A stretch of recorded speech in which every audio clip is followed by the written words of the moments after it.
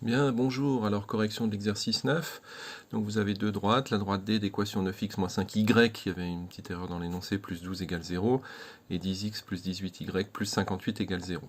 Je peux donc déterminer assez facilement un vecteur directeur de la droite D, moins BA, ça fait donc 5, 9, et un vecteur directeur U' de la droite D', moins BA, moins 18, 10.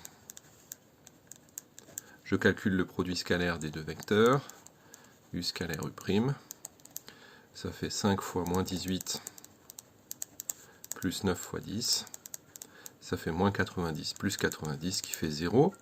On en conclut que U et U' sont orthogonaux,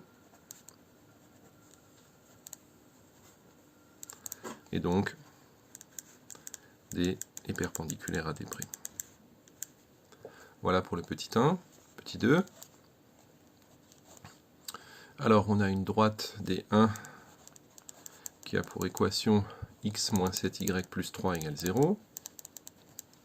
Déterminer les coordonnées d'un vecteur directeur d'une droite perpendiculaire à D1. Donc vous avez votre droite D1, et moi je cherche un vecteur directeur d'une droite qui est perpendiculaire à D1. En d'autres termes, je cherche un vecteur qui est comme ça, c'est-à-dire je cherche les coordonnées d'un vecteur normal à D1. Et les coordonnées d'un vecteur normal, c'est A et B. Donc je vais l'appeler V. Le vecteur V de coordonnées 1, moins 7 est normal à D1. Donc V est un vecteur directeur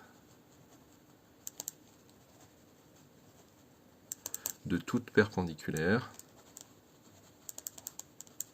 à D1. Voilà. Petit b, ça c'était le petit a. Petit b, déterminer une représentation paramétrique de la perpendiculaire à D1 passant par le point J. Donc, imaginons qu'il y a un point J ici de coordonnées moins 4, 7. Bon, trouver une représentation paramétrique, c'est très simple. Une représentation paramétrique, comme vous le savez, ça commence par les coordonnées d'un point qui appartient à cette droite, bien le point J, donc moins 4, 7, plus un certain nombre de fois un vecteur directeur que j'ai ici, 1, moins 7, donc plus 1 fois k, et plus moins 7 fois k, donc moins 7 fois k, k appartenant à R. Donc ça, c'est une représentation paramétrique de la droite cherchée. Voilà.